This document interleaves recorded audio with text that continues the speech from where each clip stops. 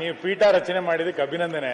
ಅಲ್ಲ, ಬೇರೆ ಬೇರೆ ಚೇರ್ಗಳನ್ನ ಹೆಂಗ್ ಭದ್ರ ಮಾಡ್ಕೋತಾ ಇದಾರೋ ಹಂಗೆ ನೀವು ನಿಮ್ ಚೇರ್ನ ಎಷ್ಟು ಭದ್ರ ಮಾಡ್ಕೊಂಡಿದ್ದೀರಿ ಅಂತ ನಂಗೊಂದು ಸಂತೋಷ ಆಯ್ತು ನಿಮ್ ಪೀಠನ.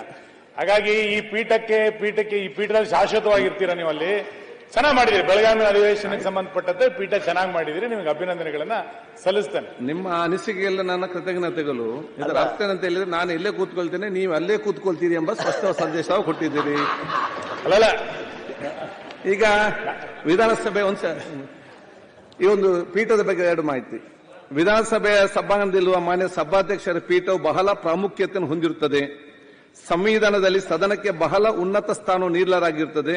ಅಂತ ಸದನವನ್ನು ಮುನ್ನಡೆಸುವ ಜವಾಬ್ದಾರಿಯನ್ನು ಹೊಂದಿರುವ ಮಾನ್ಯ ಸಭಾಧ್ಯಕ್ಷರ ಹುದ್ದೆಯೂ ಸಹ ಒಂದು ಸಂವಿಧಾನಾತ್ಮಕ ಹುದ್ದೆಯಾಗಿರುತ್ತದೆ.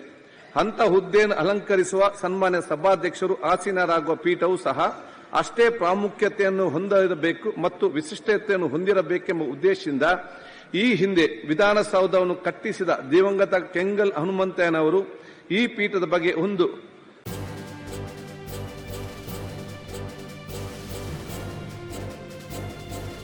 ಇದು ಮಾನವೀಯ ಸಂದೇಶದ ಜನವಾಹಿನಿ.